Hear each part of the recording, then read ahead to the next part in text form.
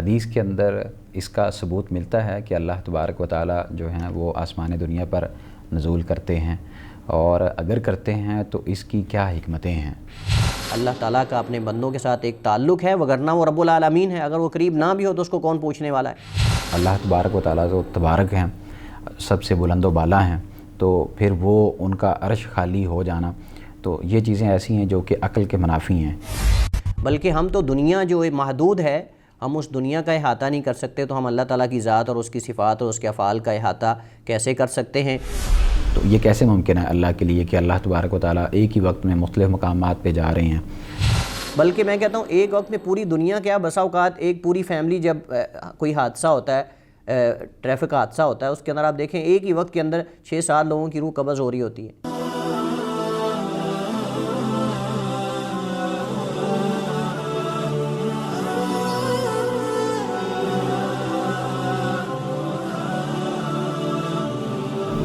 بسم اللہ الرحمن الرحیم، السلام علیکم ورحمۃ اللہ وبرکاتہ۔ ناظرین، دفاع سنت سیریز میں ایک مرتبہ پھر ہم آپ کو خوش آمدید کہتے ہیں۔ حسب روایت آج بھی ہمارے ساتھ موجود ہیں فضیلت الشیخ فؤاد بھٹوی حافظ اللہ تعالی، جن کے ہم بہت مشکور و ممنون ہیں کہ وہ ہمارے لیے اپنا قیمتی وقت نکالتے ہیں۔ شیخ، کیسے مزاج ہیں آپ کے؟ الحمدللہ، اللہ کا شکر ہے۔ آپ کیسے ہیں؟ ٹھیک ہیں، خیریت، حیاکم اللہ۔ ناظرین اکرام، آج کا جو ہمارا موضوع ہے اس کا تعلق ہے اللہ تبارک و تعالیٰ کی ذات کا آسمان دنیا کی طرف نزول کرنا۔ اس کے جو اشکالات ہیں منکرین احادیث کے، وہ ہم دور کرنے کی کوشش کریں گے، اور شیخ صاحب سے یہ جاننے کی کوشش کریں گے کہ اس کی حقیقت کیا ہے، اس کی حکمتیں کیا ہیں، اور اس کے ان منکرین احادیث کے یا جو عقل پرست ہیں ان کے جو اشکالات ہیں ان کے جوابات کیا ہیں۔ تو اس حوالے سے ہم چلتے ہیں شیخ صاحب کی طرف اور ان سے جاننے کی کوشش کرتے ہیں۔ شیخ صاحب، سب سے پہلے تو آپ یہ بتا دیجئے کہ احادیث کے اندر اس کا ثبوت ملتا ہے کہ اللہ تبارک و تعالیٰ جو ہیں وہ آسمان دنیا پر نزول کرتے ہیں، اور اگر کرتے ہیں تو اس کی کیا حکمتیں ہیں؟ الحمدللہ رب العالمین، والصلاة والسلام علی اشرف الانبیاء والمرسلین، نبینا محمد وعلی آلہ واصحابہ اجمعین، اما بعد۔ صحیح احادیث میں اللہ تعالیٰ کے آسمان دنیا کی طرف نزول کرنے کا بیان موجود ہے، جیسا کہ ابو ہریرہ رضی اللہ تعالیٰ عنہ کی حدیث جو کہ بخاری مسلم میں موجود ہے کہ نبی کریم صلی اللہ علیہ وسلم نے فرمایا: ینزل ربنا تبارک و تعالی کل لیلۃ الی السماء الدنیا حین یبقى ثلث اللیل الآخر یقول من یدعونی فاستجیب لہ من یسألنی فاعطیہ ومن یستغفرنی فاغفر لہ۔ یہ بخاری مسلم کی حدیث ہے، اور صحیح مسلم میں ان الفاظ کا بھی اضافہ ہے کہ انا الملک انا الملک من یدعونی فاستجیب لہ الی آخر الحدیث۔ امام دارقطنی رحمہ اللہ تعالیٰ نے سنن کے اندر تقریباً 18 کے قریب صحابہ کرام کا ذکر کر کے یہ ذکر کیا ہے کہ 18 کے قریب صحابہ کرام جو ہے وہ اس حدیث کو، نزول الہی کے بارے میں جو حدیث ہے کہ اللہ کے نبی علیہ الصلوۃ والسلام نے فرمایا کہ اللہ رب العالمین جب رات کا آخری تہائی حصہ باقی رہ جاتا ہے تو اللہ تعالیٰ آسمان دنیا کی طرف نزول فرماتا ہے، اور اللہ تعالیٰ آسمان دنیا کی طرف نزول فرماتا ہے تو اپنے بندوں سے مخاطب ہوتے ہوئے اللہ تعالیٰ فرماتا ہے: من یدعونی فاستجیب لہ، کون ہے جو مجھے پکارے اور میں اس کی پکار کا جواب دوں۔ من یسألنی فاعطیہ، کون ہے جو مجھ سے سوال کرے اور میں اس کے سوال کا جواب دوں یا اسے جو چیز مانگے وہ عطا کروں۔ من یستغفرنی فاغفر لہ، کون ہے جو مجھ سے اپنے گناہوں کی توبہ اور بخشش طلب کرنے والا ہے، استغفار کرنے والا ہے، میں اس کو معاف کر دوں۔ اور امام ترمذی رحمہ اللہ تعالیٰ نے بھی اس حدیث کو اپنی جامع میں نقل کیا ہے، اور نقل کرنے کے بعد امام ترمذی رحمہ اللہ تعالیٰ نے تقریباً 8 یا 9 کے قریب صحابہ کرام کے نام ذکر کر کے یہ بتایا ہے کہ ان صحابہ کرام سے نزول الہی کے بارے میں احادیث جو ہیں وہ مروی ہیں۔ رہی بات کہ اللہ تعالیٰ آسمان دنیا کی طرف نزول کیوں فرماتا ہے، اس کا مقصد کیا ہے، تو اور اس چیز کو بیان کیوں کیا گیا ہے۔ اللہ تعالیٰ کی یہ ایک خاص صفت ہے، اللہ تعالیٰ کی صفات میں سے ایک یہ صفت ہے، اور اس میں بیان کرنے کا مقصد اصل یہ ہے کہ بندے جو ہیں وہ اللہ تعالیٰ سے اپنا تعلق جوڑیں اور اللہ تعالیٰ کا اپنے بندوں سے محبت کا ایک یہ مخصوص انداز ہے کہ باوجود وہ کائنات کا خالق اور مالک ہونے کے، باوجود رب العالمین ہونے کے، اتنی عظیم ذات ہونے کے، اللہ تعالیٰ پھر بھی اپنے بندوں کے ساتھ اس کا ایک تعلق ہے، اور وہ یہ ہے کہ اللہ تعالیٰ ہر رات آسمان دنیا پہ تشریف لاتا ہے اور اللہ تعالیٰ اپنے بندوں کے انتہائی قریب ہو جاتا ہے۔ اور یہ مقصود یعنی جو گناہ گار ہیں، جو اپنے گناہوں کی دلدل میں پھنسے ہوئے ہیں، اصل میں ان کو اس بات کی تنبیہ کرنا ہے کہ تم اللہ کی رحمت سے مایوس نہ ہو جاؤ۔ اللہ کی رحمت اور اللہ تعالیٰ تمہارے انتہائی قریب ہے، کیونکہ بہت سارے لوگ ایسے ہوتے ہیں کہ جو گناہ کر کر کے جب تھک جاتے ہیں تو پھر مایوس ہو جاتے ہیں، اور پھر وہ مایوس ہونے کے بعد مزید گناہ کرتے ہیں۔ توبہ اور استغفار کی طرف جو ہے ان کا دھیان نہیں جاتا، بلکہ وہ یہ سمجھتے ہیں کہ اب میری اللہ توبہ کیسے قبول کرے گا۔ تو اللہ تعالیٰ نے، نبی علیہ السلام نے جو اللہ تعالیٰ کی یہ صفت نزول بیان کی ہے، اس میں اصل میں ان لوگوں کو خبردار کرنا ہے کہ جو گناہ کرتے ہیں کہ اللہ تمہارے قریب ہے، اور اس وقت میں یہ انتہائی افضل ترین وقت ہے، اس کو غنیمت جانا جائے۔ اس میں اگر کوئی گناہ گار ہے تو وہ اللہ تعالیٰ سے اپنے گناہوں کی بخشش اور معافی طلب کرے، اگر کوئی محتاج ہے تو وہ اللہ تعالیٰ سے جو ہے وہ مانگے، اگر کوئی بیمار ہے، بعض احادیث کے اندر یہ بھی الفاظ ہیں کہ کوئی مریض ہے جو مجھ سے شفا مانگنے والا ہو، میں اس کو شفا عطا کروں، کوئی سائل ہے جو مجھ سے سوال کرے، میں اس کے سوال کا جواب دوں۔ تو یہ اللہ تعالیٰ کا اپنے بندوں سے محبت کا انداز ہے، اور یہ بیان کرنا ہے کہ اللہ تمہارے قریب ہے، اور یہ رات کا افضل ترین وقت ہے، اس کو غنیمت سمجھا جائے، اور اس میں اللہ تعالیٰ سے دارین، دنیا اور آخرت کی بھلائی اور جو خیر ہے وہ اللہ تعالیٰ سے مانگی جائے۔ یہ اصل میں اس کی حکمت اور اس کا مقصد ہے بیان کرنے کا، کہ اللہ تعالیٰ جو ہے وہ رات کے آخری تہائی حصے میں اپنے بندوں کے انتہائی قریب ہوتا ہے، اور بندوں کو چاہیے کہ اگر وہ گناہ گار ہیں تو گناہوں کی توبہ اور بخشش طلب کریں، اگر وہ محتاج اور فقیر ہیں تو اللہ سے رزق مانگیں، اگر وہ کوئی بھی دنیا کی چیز چاہتے ہیں، آخرت کی خیر اور بھلائی چاہتے ہیں تو اللہ تعالیٰ سے اس وقت کے اندر مانگیں، کیونکہ اللہ تعالیٰ اس وقت کے اندر اپنے بندوں کے انتہائی قریب ہو جاتا ہے، اور یہ اللہ تعالیٰ کا اپنے بندوں کے ساتھ ایک تعلق ہے، وگرنہ وہ رب العالمین ہے، اگر وہ قریب نہ بھی ہو تو اس کو کون پوچھنے والا ہے۔ لیکن صرف اللہ تعالیٰ یہ اپنے بندوں کو بتانا چاہتا ہے کہ گناہ انسان سے ہو جاتا ہے، جیسے نبی کریم علیہ السلام نے فرمایا کل بنی آدم خطاء وخیر الخطائین التوابون، کہ ہر بنی آدم جو ہے وہ غلطی کرنے والے ہیں، لیکن ان میں سب سے بہترین وہ ہے جو غلطی کے بعد فوراً توبہ کرتا ہے۔ تو توبہ کر لینی چاہیے، مایوس نہیں ہونا چاہیے، کیونکہ مایوس تو اللہ کی رحمت سے کافر قوم ہوتی ہے، مومن مسلمان اللہ کی رحمت سے مایوس نہیں ہوتا۔ شیخ صاحب، جو عقل پرست ہیں وہ اعتراض اس طرح سے کرتے ہیں، یا منکرین حدیث ہیں وہ اعتراض یہ کرتے ہیں کہ ایک طرف تو کہا جاتا ہے کہ اللہ تبارک و تعالیٰ عرش پر مستوی ہیں، اور دوسری طرف یہ کہا جا رہا ہے کہ اللہ تبارک و تعالیٰ آسمان دنیا کی طرف نزول کرتے ہیں۔ تو اس سے تو ایک تو حرکت لازم آتی ہے، یعنی اللہ تبارک و تعالیٰ کے وجود کے حوالے سے وہ اعتراض کرتے ہیں، اور دوسری بات یہ کہ وہ یہ کہتے ہیں کہ اگر اللہ تبارک و تعالیٰ آسمان دنیا کی طرف نزول کرتے ہیں تو عرش خالی ہو جائے گا، اور اللہ تبارک و تعالیٰ تو تبارک ہیں، سب سے بلند و بالا ہیں، تو پھر وہ ان کا عرش خالی ہو جانا، تو یہ چیزیں ایسی ہیں جو کہ عقل کے منافی ہیں۔ اس بارے میں آپ کیا کہیں گے؟ دیکھیے، اللہ تعالیٰ کی، جیسے میں نے پہلے ذکر کیا کہ یہ اللہ تعالیٰ کی صفات میں سے ایک صفت ہے جو اللہ تعالیٰ نے اپنے بارے میں نبی کریم علیہ السلام کے ذریعے امت کو، اپنے بندوں کو بتائی ہے۔ اللہ تعالیٰ آسمان دنیا کی طرف نزول فرماتا ہے، اور یہ صحیح احادیث میں ثابت ہے، اور ہمارا اس پر یقین اور ایمان ہے، اور ایک دو احادیث نہیں بلکہ بے شمار احادیث، اور جیسے میں نے ذکر کیا کہ امام دارقطنی کے بقول تقریباً 18 کے قریب صحابہ کرام نے اس نزول الہی کو ذکر کیا ہے نبی کریم علیہ السلام کے واسطے سے، اور امام ترمذی نے تقریباً 7 یا 8 یا 9 صحابہ کرام کا ذکر جو ہے وہ کیا ہے کہ جن سے یہ حدیث جو ہے وہ نزول الہی کے بارے میں مروی، لہٰذا ہمارا اس پر ایمان ہے۔ اور تیسری بات یہ کہ یہ غیبیات میں سے ہے، اور غیبیات کے بارے میں ہم کئی دفعہ یہ ذکر کر چکے ہیں، قاعدہ اور اصول، کہ ان میں اصل تسلیم کرنا ہے، اور اصل اعتبار خبر کا ہے نہ کہ عقل کا ہے۔ غیبیات عقل کے ادراک سے باہر ہیں، غیبیات اللہ تعالیٰ سے متعلق جتنی بھی اللہ تعالیٰ کی صفات ہیں وہ عقل سے باہر ہیں، عقل کا دائرہ کار محدود ہے، جبکہ اللہ تعالیٰ کی قدرت کا دائرہ کار لامحدود ہے، لہٰذا محدود سے لامحدود کا احاطہ ممکن نہیں ہے۔ بلکہ ہم تو دنیا جو محدود ہے، ہم اس دنیا کا احاطہ نہیں کر سکتے، تو ہم اللہ تعالیٰ کی ذات اور اس کی صفات اور اس کے افعال کا احاطہ کیسے کر سکتے ہیں؟ اور چوتھی بات یہ ہے کہ اللہ تعالیٰ کی ذات کو انسانوں پر، مخلوقات پہ قیاس کرنا یہ درست نہیں ہے۔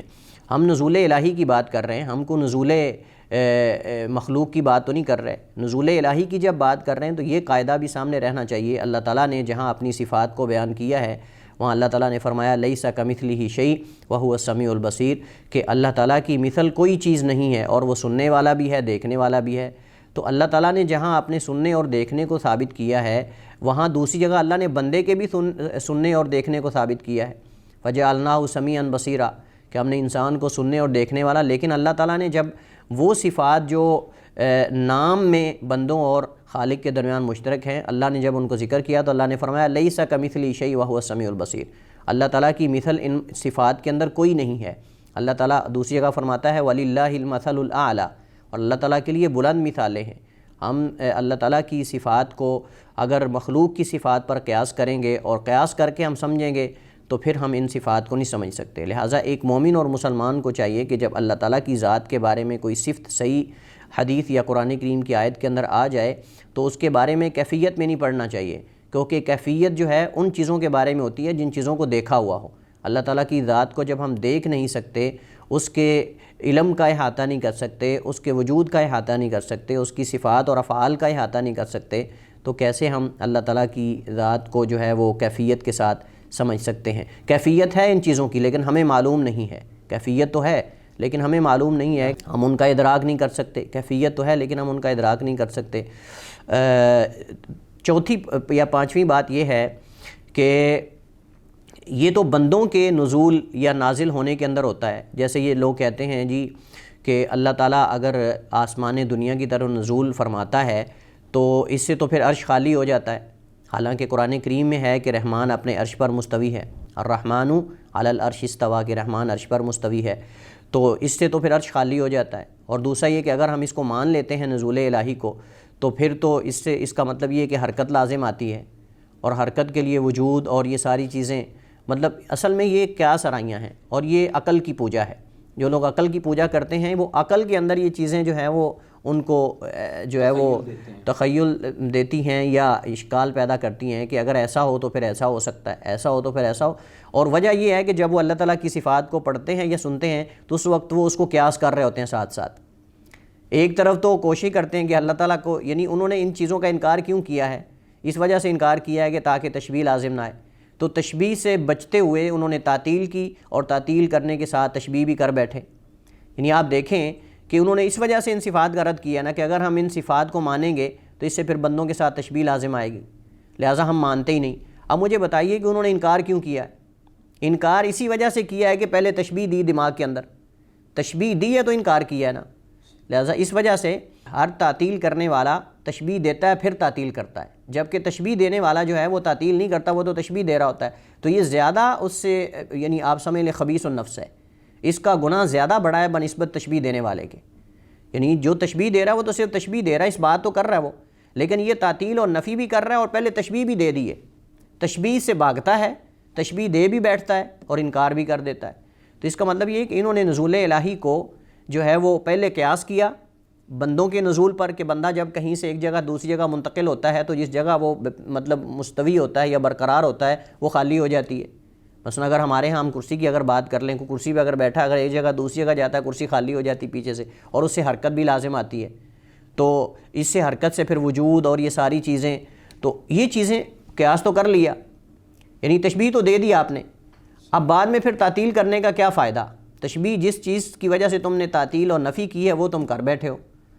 تو لہٰذا اللہ تعالیٰ کا نزول جو ہے بندوں کے نزول کی طرح نہیں کہ اس سے حرکت لازم آئے یا اس سے عرش کا خالی ہونا لازم آئے۔ اللہ تعالیٰ کی ذات جو ہے وہ بہت عظیم ذات ہے، اس کے بارے میں اس طرح کی چیز جو اللہ تعالیٰ نے خود اپنے بارے میں بیان نہیں کی، وہ اپنی طرف سے بنا کر بیٹھ جانا اور سمجھ لینا یہ درست نہیں ہے، کیونکہ اللہ تعالیٰ نے فرمایا لیس کمثلہ شیء وہو السمیع البصیر وللہ المثل الاعلیٰ۔ اللہ تبارک و تعالیٰ کے آسمان دنیا پر نزول کے حوالے سے اعتراض یہ کیا جاتا ہے عقل پرستوں کی طرف سے یا منکرین حدیث کی طرف سے کہ اگر اللہ تبارک و تعالیٰ آخری تہائی حصے میں آسمان دنیا پر نازل ہوتے ہیں تو وہ جو تہائی حصہ ہے وہ مختلف مقامات پر مختلف وقت کے حساب سے ہوتا ہے، تو پھر کیا ہر جگہ پہ ایک اللہ تبارک و تعالیٰ کی ذات جاتی ہے اور وہاں پہ نزول ان کا ہوتا ہے، اور کئی جگہ پہ دن ہوتا ہے کئی جگہ پہ رات ہوتی ہے؟ تو اس لحاظ سے تو ہم یہ چیزیں عقل کے منافی ہیں، ہم ان کا ادراک نہیں کر سکتے، تو یہ کیسے ممکن ہے اللہ کے لیے کہ اللہ تبارک و تعالیٰ ایک ہی وقت میں مختلف مقامات پہ جا رہے ہیں؟ تو اللہ کی ذات تو ایک ہے، اس بارے میں آپ کیا کہیں گے؟ دیکھیے، ایک مومن جو ہے، جو اللہ تعالیٰ کی عظمت اور اللہ تعالیٰ کی ذات کو جانتا ہے، اس کے ذہن میں اس طرح کا اشکال پیدا ہوتا بھی نہیں اور ہونا بھی نہیں چاہیے۔ یہ وہ لوگ باتیں کرتے ہیں جو اللہ تعالیٰ کی عظمت کو، اللہ تعالیٰ کی ذات کو جانتے نہیں ہیں۔ اللہ تعالیٰ کی ذات جو ہے وہ بہت عظیم ذات ہے، جیسا کہ حدیث میں نبی کریم علیہ الصلوۃ والسلام نے فرمایا، صحیح حدیث صحیح ابن حبان وغیرہ میں موجود ہے کہ اللہ کے نبی نے فرمایا، مَا السَّمَاوَاتُ السَّبْعُ مَعَ الْكُرْسِيِّ إِلَّا كَحَلْقَةٍ مُلْقَاةٍ أَوْ بِأَرْضٍ فَلَاتٍ، کہ نبی علیہ الصلوۃ والسلام نے فرمایا کہ یہ آسمان، ساتوں کے ساتوں آسمان کرسی کے مقابلے میں ایسے ہیں جیسے ایک حلقہ ہو جسے ایک صحرا کے اندر پھینکا ہوا ہو، چھوٹا سا کڑا یعنی حلقہ، کوئی آپ سمجھ لیں رنگ جیسے ہوتا ہے نا، یعنی ایک بہت بڑے صحرا کے اندر ایک چھوٹے سے حلقے کو، اگر کڑے کو یا ایک رنگ کو پھینکا ہوا ہو، تو یہ جو عرش ہے، یعنی یہ جو آسمان ہے، یہ کرسی کے مقابلے میں ان کی یہ حیثیت ہے جو اس کڑے کی ایک بڑے صحرا کے اندر ہے۔ اور آگے نبی علیہ الصلوۃ والسلام نے فرمایا، وَفَضْلُ الْعَرْشِ عَلَى الْكُرْسِيِّ كَفَضْلِ الْفَلَاةِ عَلَى الْحَلْقَةِ، اور عرش کرسی کے مقابلے میں اتنا بڑا ہے جیسے اس چھوٹے سے کڑے کے مقابلے میں صحرا ہے۔ آپ تصور کریں، یعنی کہ اللہ تعالیٰ کی جو کرسی ہے وہ ساتوں آسمانوں سے اتنی بڑی ہے جتنا کہ وہ صحرا ہے جس کے اندر ایک چھوٹا سا کڑا ڈالا ہو، تو ایک کڑے کی حیثیت رکھتے ہیں ساتوں آسمان کرسی کے مقابلے میں۔ اور کرسی، جیسا کہ عبداللہ بن عباس رضی اللہ تعالیٰ عنہما سے بسند صحیح یہ مروی ہے کہ اللہ تعالیٰ کے قدموں کی جگہ ہے، اللہ تعالیٰ کے قدموں کی جگہ ہے۔ تو آپ تصور کریں کہ وہ کرسی جو اللہ تعالیٰ کے قدموں کی جگہ ہے وہ ساتوں آسمانوں کے مقابلے میں اتنی بڑی ہے کہ یہ ساتوں آسمان اس کے سامنے ایک چھوٹے سے کڑے کی حیثیت رکھتے ہیں جس کو ایک بڑے صحرا کے اندر پھینکا ہوا۔ اور پھر اللہ کا عرش کرسی تک کتنا بڑا ہے کہ جیسے نبی علیہ السلام نے فرمایا کہ اس کڑے کی جو حیثیت ہے اور اس کے بعد جو کڑے کے بعد جو صحرا ہے جو اس کی حیثیت ہے، اور نبی علیہ الصلوۃ والسلام نے فرمایا وَفَضْلُ الْعَرْشِ عَلَى الْكُرْسِيِّ كَفَضْلِ الْفَلَاةِ عَلَى الْحَلْقَةِ، اور اسی طرح پھر عرش کرسی سے اتنا بڑا ہے جیسے وہ صحرا اس حلقے اور کڑے سے بڑا ہے۔ آپ یہاں اللہ تعالیٰ کی عظمت اور اللہ تعالیٰ کی قدرت کا اندازہ لگا سکتے ہیں۔ تو لہٰذا جو اتنی عظیم ذات ہو اس کے بارے میں یہ تصور کرنا کہ جی اللہ تعالیٰ جو ہے وہ مختلف اوقات میں کیسے ہر جگہ ہو سکتا ہے، کیسے نزول فرما سکتا ہے، اللہ تعالیٰ کے لیے کوئی چیز جو ہے وہ ناممکن ہی نہیں کہ ہم اس کے بارے میں یہ سوچیں کہ یہ کیسے ہو سکتا ہے۔ اسی طرح اللہ تعالیٰ کا نزول فرمانا